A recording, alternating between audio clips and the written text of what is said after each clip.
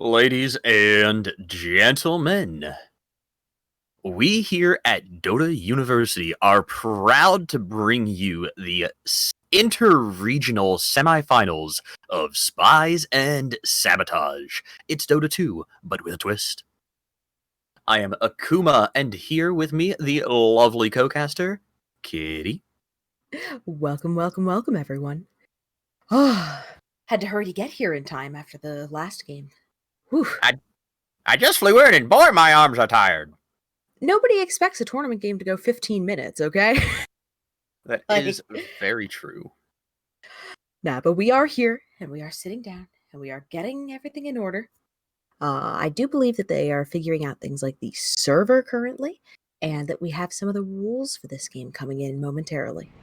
So just so that, for those of you who aren't aware, rules are going to be two modifiers that will apply to both teams equally. And we have those coming up in just a moment. Let's see them. The first is neutered. Neither team may use or equip neutral items. That's a bit of a mix-up. This has come up in one or two very interesting games, things like the all-ranged heroes game. So it's interesting to see what this is going to be paired with, which appears to be the old switcheroo, where the game will be played in reverse captain's mode. Oh no. Oh my. I have one good thing to say about this. We're probably going to see my favorite hero. Oh, Earth Spirit. You've gotten to see him a fair bit this tournament, and not just in reverse captain's mode, but actually earnestly picked by one or two of the teams. So we will probably see him again. Any bets on which team gets stuck with him? I think they're gonna put Earth Spirit on Daddy's Nest. One of the reasons why is because this is an inter-regional tournament. You're gonna be seeing the server will be US East decided by coin flip, but Daddy's Nest is an EU team. So if you put a very execution-demanding hero on a team that's playing from across the pond, it's even worse than an EU ping in one case. In one case, someone's got to have their signal cross a continent, half a continent, and an ocean. At that point, you're playing on the exact other side of the world. Very nearly. Especially since it does appear, I believe that it has been reported that we are playing on US East. Yeah. That's brutal. Now, coming up next, we will have our Sabotages. Now, these will be purchased by both teams using their remaining spies. Daddy's Nest has 1 spy available, but Goose Gang has 18. So, our first Sabotage is eco-friendly. If you purchase the Sabotage for 1 spy, the enemy team must have all of their heroes buy 2 iron branches and plant them at the start of the game. That's 100 gold penalty. That feels bad. We also have NA Dota. So for the cost of 2 spies, a player on the enemy team must block 2 camps in their jungle with sentry wards at the 10-minute mark. They cannot be denied. Hey, that's every pub I play.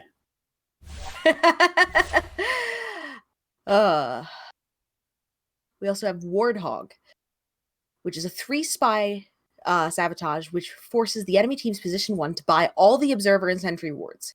They're not required to place them, but it does mean that they have to foot the bill for all of that detection.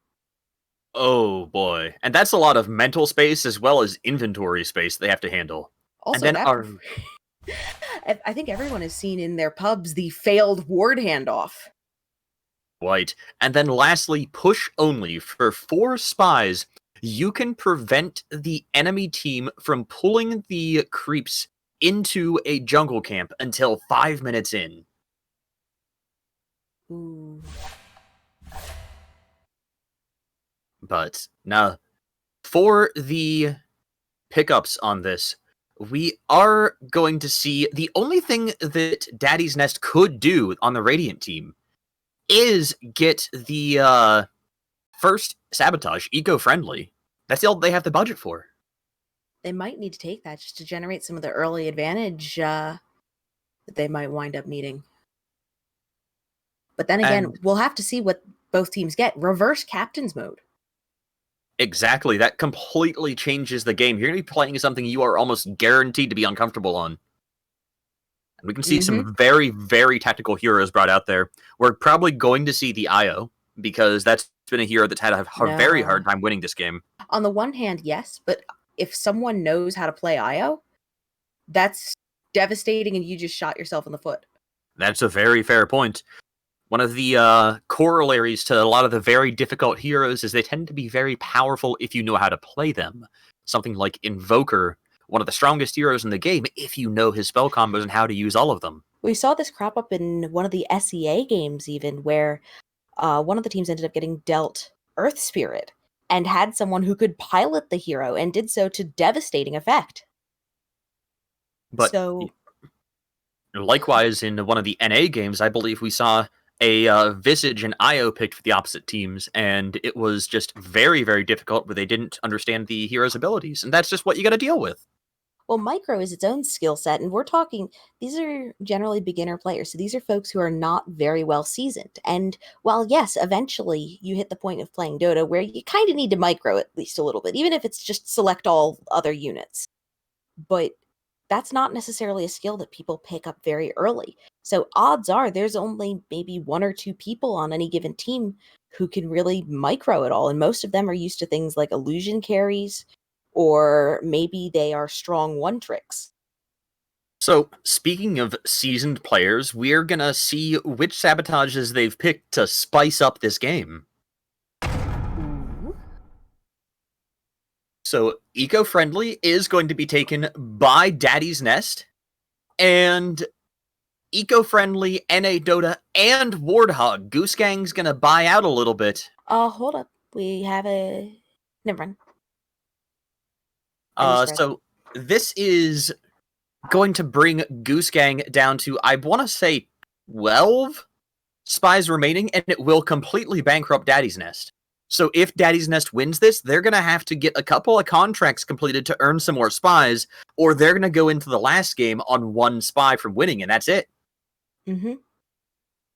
Meanwhile, Goose Gang has been happily completing some of the contracts throughout. We do have those contracts they've committed to here.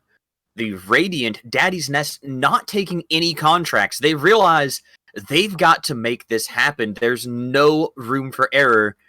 They've only got 1 spy, they've only got 1 sabotage, so they've got to just play some really strong Dota to move on. Mm-hmm. And for the Dire, 1 for each foot. A player on your team must buy 2 sets of boots, or of brown boots. The boots cannot be sold, but they can be upgraded. If they complete this, they get 1 additional spy. Okay. We've seen that one taken a fair bit. I think Pugna was the fun one. Pugna is one of the favorites that we see. So, additionally, we have the neutral stash. Once all tier 1 neutrals are obtained, you must give all of them to the enemy team by placing them in the Roche Pit and announcing it in all chat. They must be dropped in the Roche Pit before tier 2 items spawn. You'll get 3 additional spies for it. But with the consumables, you can't plant the mango tree, you can't use one of the charges of the royal jelly. So, definitely a thing that hurts for the early game. Mm-hmm. On the other hand, if you time it carefully, you can say obtain 3 of them, use them, pick up the 4th late, and then drop them. And then we've also got fair trade. Both teams must trade all tier 3 neutral items with the other team. If the full swap is completed, both teams get the reward. If not, both teams get the failure penalty. Oh, so that's particularly rude. So, I mean, if you're too far ahead, the enemy team's going to deny you. They're not going to swap, because they don't want to give you extra spies. They want to spite you. But if it's an even game, maybe you take it. So, we are ready to move on to the draft with these changes, and it's going to be reverse captain's mode. This is going to spice the game up so much. A question? Are the teams on the correct... Yes, okay. It wasn't showing the teams on the correct side for me for a moment. I was very confused. A little bit of a UI bug with regard to the bans. They don't handle reverse captain's mode very well. And so on the Radiant, we are going to have Daddy's Nest. And on the Dire, the one and only Goose Gang! King! Is this... And they're already banning out some of the hardest heroes. There's no I Meepo, appreciate no the Earth bans. Spirits. Just leading with the rapid fire. Nope, we don't want Earth Spirit. Nope, we don't want Meepo. Does this look And very it's a really good buggy idea. to you? Oh, yes, Yes. this is extremely buggy. The We can UI only see is... 3 of the bans I'm on gonna the Radiant disconnect on our and end. reconnect here. I'm I going to don't keep know the that that's chat gonna fix open. it. I'm going to keep the chat open so we might be able to see some of the other ones through the chat log, but not likely. Yeah, it looks pretty bugged. Yeah, it's looks- reverse captain's mode is always bugged. Okay. Looks like we might need a little bit of help from our commissioner to keep track of the later bans. Or just let the client do it, and we'll just we'll pretend to know what's going on. So the 6th ban for Daddy's Nest is going to be former President Bill Clinton. And the 6th ban for Daddy's Nest is, I think they're gonna ban out Mao Zedong, but that's just me. Alright, banning the IO for Goose Gang. Another difficult to pilot hero, and it's kind of saying that we don't want to give you an IO, we think you've got one, and we don't really have an IO that we want to hold on to. Mm-hmm. So, I mean, talk to me, Kitty. What kind of heroes are you thinking that, like, especially with Chen out now, what's the hero that you just want to hand over and say, good luck with this, take it? I want to know whether the other team has an Invoker. If they don't have an Invoker, that's a really good one to sick the enemy team with, especially since, sure, even if they know generally what the spell combos are, they're not going to have the familiarity with it to be able to pilot it effectively. I could definitely agree with that. One of the things that's important about Invoker is just the manual dexterity to be able to cycle through his spells quickly. Mhm. And most Invokers are just going to use Tornado EMP, but if you really want to use the hero well, you've got to have Tornado EMP, you've got to have Deafening Blast into Meteor, you've got to be able to pull out the Alacrity on your carry at the right but also, time. do the you Forward know Spirit. how to get those spells? Exactly. We see in the trivia during Battle Pass that, sure, we get plenty of entries popping up for Invoker's spell combinations, but have these new players been paying attention? And not only that, do you have just the muscle memory to get those combos out so quickly, to get 4 spells off in rapid succession? Is this displaying things that are being picked for the other team? Yes. That Terrorblade is not a good thing to give to Goose Gang. Wait, this might actually be Goose Gang saying that Daddy's Nest is playing Terrorblade. I'm not sure. No, that means But, Goose Gang will have the Terrorblade. My guess is that Daddy's Nest is going to try to give them 5 hard carries. Even if he plays Terrorblade, if you're stuck with 5 hard carries, it doesn't matter what heroes you can or cannot play. You just can't have functioning heroes. I think this is the right strat. It's not dependent on what the other team can or can't do. Having Puck on the enemy team, too. I'm very curious about just passing over the Puck. It's not the easiest hero to play at a high level, but it's definitely playable at a certain competency. It has crowd control. Oh, that is a very fair point. Because I'm going to guess that most of the folks on Daddy's Nest have approximately 90 ping, and that's if they're coming from Great Britain. Okay, so I'm getting actually 2 conflicting reports. One person saying that the Radiant has Terrorblade, the other saying that Dire has it. So we're just going to kind of wait until it shows up in the draft and just evaluate each on their own. So it does look like the Goose Gang draft, though, is as we were thinking, that we're going to have the Anti-Mage and just 5 hard carries. So, I mean, I have seen on a stream, it was kind of memey, I have seen an Anti-Mage support. I'm just throwing that out there. I think there is an alternate build you can go with Terrorblade, but it's a little jank.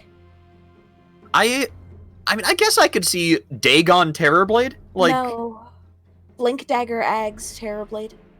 Okay. I can respect that. I'm thinking of the old Terrorblade. Banning out the Troll Warlord, why would you pick that hero for the enemy team? Banning out the Arc Warden, I can respect. That's a very hard hero to pilot. No. They're banning out hard carries. They just don't want more hard carries. True. I think that Troll you can reasonably play in offlane or a support capacity, though. Like, I think that Troll's okay for that. I think Troll happily runs mid, and he's generally fine. He doesn't need much to be able to punch a tower. And he's got a good slow, he's got a blind, but maybe again that's the kind of thing where like just he is a little bit farm reliant. There's a lot of things going on with that hero, so you're just getting rid of it. I think a Shadow Fiend ban would be very important if you're banning out hard carries, because that's a very farm reliant hero. I think that's one you can leave in. Okay. Because of Presence Aura affects buildings. Okay, I can respect that.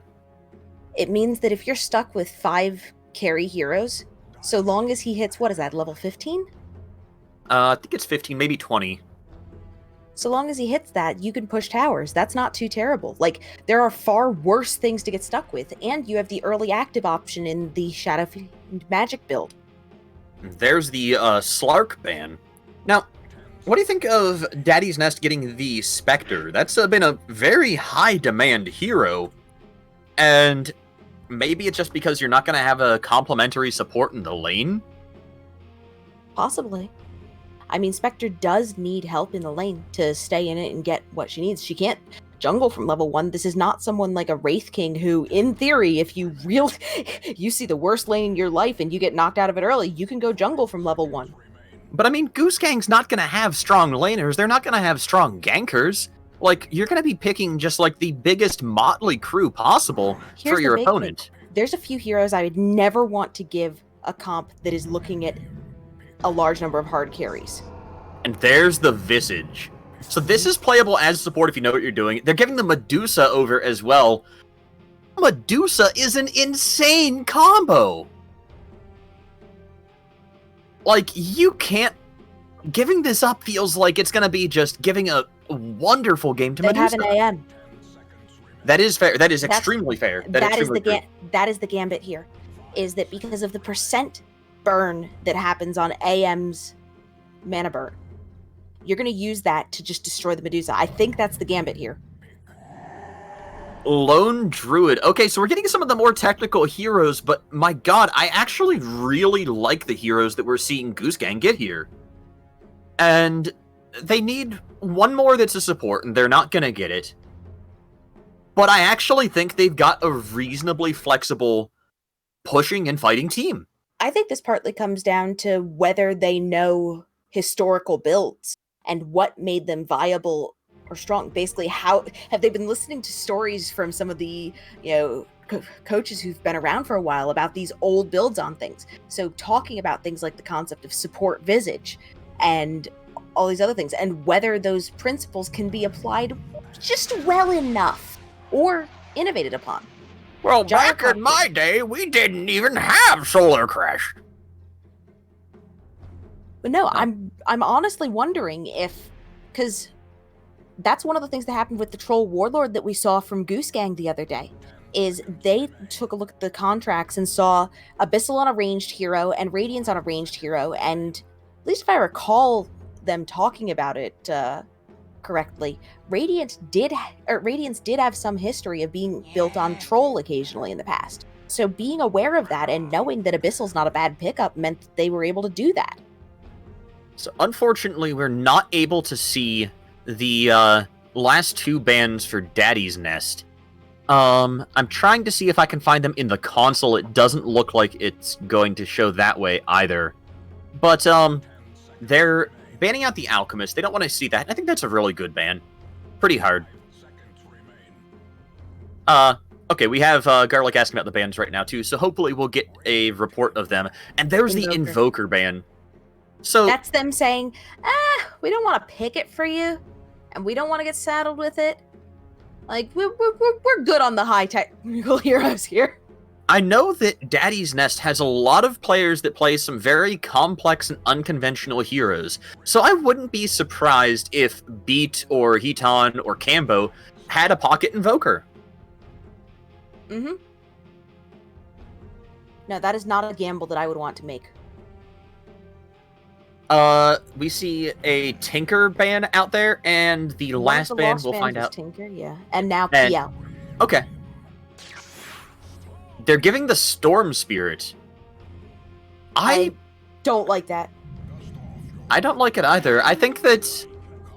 Okay, there's the like in another hero without control. So, Radiant's gamble in giving Dire this draft is saying, you can't pilot these well enough to push down our buildings. Okay, here's what I think I'm gonna say. Gonna put Terrorblade in the safe lane, Anti-Mage in the off lane, Visage supporting Terrorblade, Lycan jungle, Lone Druid mid. What do you think about Daddy's Nest? One thing you might not have ever seen is Terrorblade can be a pretty weird support with Sunder to save teammates. Yep. They might try for that, but I think Anti-Mage countering Medusa and Storm Spirit is a pretty nice matchup, and honestly, just the insane building hitting from four of these Dire heroes looks to me like the Radiant have just killed themselves, but we'll see if the Dire can execute and take these towers. Based on who's piloting which heroes, so Devirus does play some Terrorblade. This is not too far outside of the realm of what he can do. Cookie is generally been playing mid, so is probably going to be taking that AM mid, which is going to be facing up probably against a Storm Spirit because of Hitan being on the Storm. I agree. We're going to see Kira on Visage. Kira does play a little bit of things like Nature's Prophet, so Micro is not foreign, but I don't know how well she's going to be able to execute. I really am excited and curious to see how that's going to go. I think for Daddy's Nest, we're going to see a support Gyro and Puck. But I think Zidian has been playing support for them, so yeah. I think that the ability of the Lycan to hit the jungle early on is actually going to be a pretty important width of farm base for Goose Gang. I can't control my camera. Alright, you need to restart again. Yo, it's because you were in Dota TV earlier. It's, you can't go from Dota TV to here. And then they need to plant the branches as well. Both teams called eco-friendly.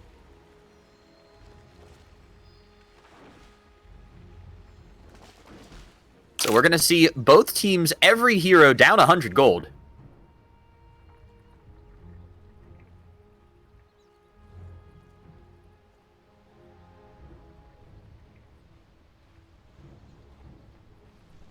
And they need to figure out how they're going to resolve that, because that is something that they didn't buy around. Got a pause coming in to try and figure out the way of resolving that, rather.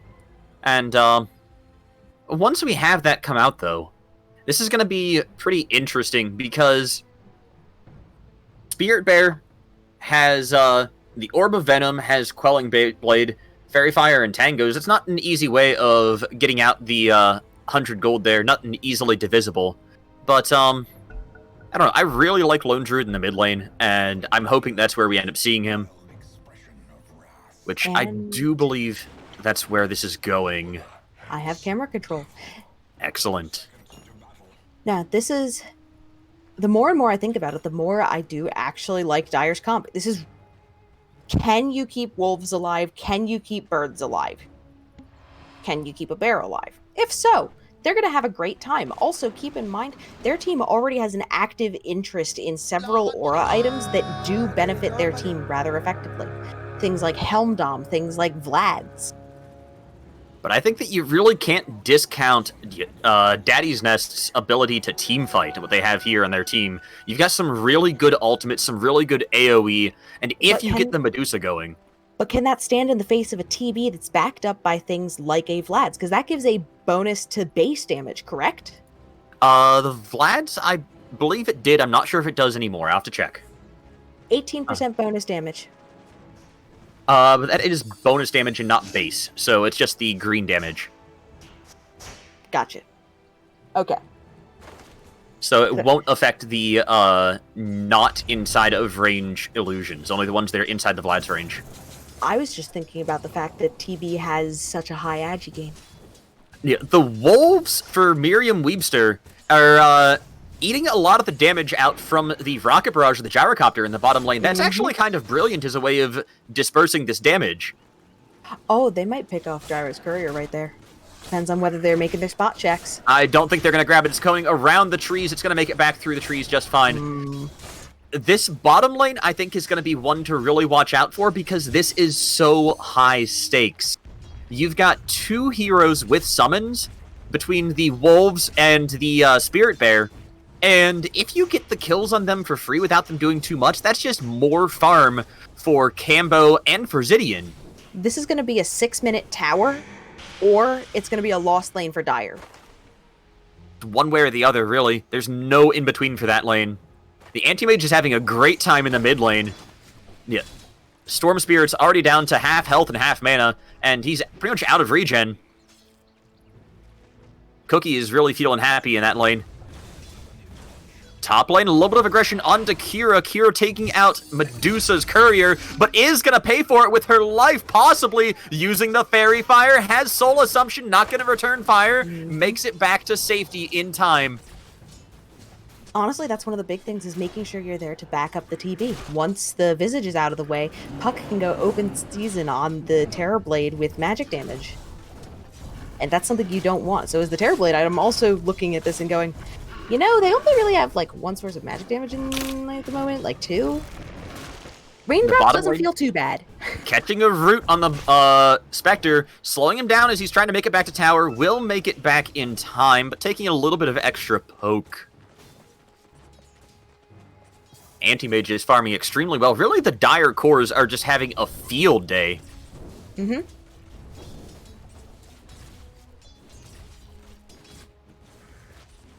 A little bit of harassing the bottom lane, just trying to drive Zidian away from the camp. Mm-hmm. Now, at this point, one of the other things to consider is that because of the power that Lycan has to parallelize his farm early, and that leaves a lot of the lane farm for the Lone Druid, you can almost happily support both heroes in this lane, so long as you can keep them under their tower. Mm-hmm. And the question was asked by the teams if they could pool. That Sabotage was not chosen by Goose Gang, so it does allow the usage of pools to keep the lane in check. That illusion by the Terrorblade is just harassing Sepulchre like crazy. Mm-hmm. One of the other things that's a little awkward to consider is that in order to... Medusa's relatively tanky, but that's partly as an extension of her mana pool. And she doesn't have that mana pool fully developed yet at this point. So in order to make sure that she isn't at risk, she has to have the mana shield early. And she also has to be using that on and off, which means that sometimes she's getting stuck without the mana for Snake. Bottom lane earning the resummon of the bear. That's going to be at full health. Taking a little bit of damage on the man, getting kind of stuck behind the range creeps. Possible to get a little bit of aggression, but the bear's doing a great job of zoning out Cambo. One of the other things, too, we see in the mid lane, the Anti-Mage already has his Ring of Health, and with the Storm Spirit basically permanently being out of mana, it's going to be very difficult for him to get much harassment or aggression onto Anti-Mage outside of just right-clicks. The AM's going to heal up. No, that is an Homing missile in the bottom lane. They're going to catch Miriam Weebster. He's got the wolves out. The bear moving as well, but Miriam Weebster is caught, trying to just finish off Zidian. Down goes Miriam for second blood. I didn't even see the first. Someone died somewhere. No, that apparently, yeah, that is Lycan's second death. Oh, man. So Lycan's not in a comfortable spot, but Lycan is also not, I'd argue, not the key hero here. Spectre getting brought down with the root! An important thing to note, by the way, so one of the challenges is multiple pairs of boots on one hero, yeah? I guess that kind of counts for Lone Druid. He's going to get 2 sets of boots. Boots on the bear, boots on the hero. He's not going to sell them. He's going to just kind of drop them. He has a need for 2 sets of boots. Exactly. That's right up there with Pugna in terms of brilliance. Talk about fortuitous. A lot of action in the top lane, possibly. Beat stepping onto the wrong side of the trees. Kira just doing a little bit of poke. Has Grave Chill out now. Soul Assumption building charges. We may see it pop. Doing a lot of damage. There's the Soul Assumption. And that's going to be a beautiful juke to disjoint the last projectile. Now Visage in a bit of trouble, but we're not going to see Medusa able to chase that down. That was nice. An amazing save by Beat. On both sides. Are you even trying? And in the meanwhile, we do lose a kill onto the Lone Druid in the bot lane. So this is one of the issues that's happening. So we have Lycan having 2 deaths and is not able to provide enough of the support that Homing missile onto Lycan as well.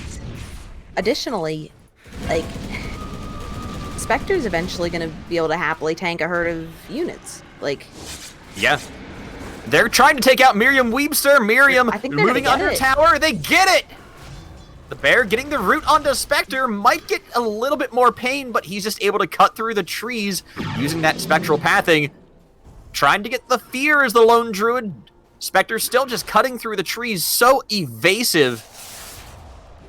And that's going to be a happy Spectre under his tower. Kira in the top lane is about to go down. One more auto attack. Down it goes. The Medusa gets the kill. Sepulcher happy to take this one away. Terrorblade, Defire's almost level 6. He's going to have Sunder in just a minute. Might be able to get some tricksy aggression out onto either the Puck or the Medusa, but both them sitting right around half health. And it's hard to get a real Sunder play when they're sitting right there. One of the things that I'm like really thinking about in terms of long-term trajectory of the game is that this Terrorblade, there are 2 functional illusion heroes on Radiant. Yes. Reflection. We're going to be seeing a little bit of aggro onto Sepulcher as well in the top lane. They already got Puck. Beat was taken down by a Soul Assumption after having already used the Jaunt. But this is going to be a lot of room and space for Dire to try and put pressure onto the tier 1 tower bottom. The homing missile coming out. They're going to be looking to take down the man. The man in a lot of trouble. Do you have the ultimate? Yes, trying to morph it up. Barely gets it out. Has extra health now. You need to get that bear. I'm sorry. You get that bear back into the fight. But the man will survive. Barely. No. No. You started it. And, I mean, the Lone Druid now has 2 boots of speed. That is a contract, if you ask me. But isn't the bear still short of 2 boots? He needs another pair. He's got 4 legs. No, we're not doing this. We're not doing this. No. So this is why we can't have nice things. Now, this has been a very dynamic game thus far. I was expecting more passive play in these lanes, and I'm excited to see how dynamic it's been. We have a pause coming in. We've seen the Lycan retreat to the jungle, just trying to get a little bit of farm, having a really hard time in that bottom lane, so we're just going to allow the Lone Druid to solo that lane, and with the bear, you really can do that if you control it well. I'm really taking a look at things, and I have to say,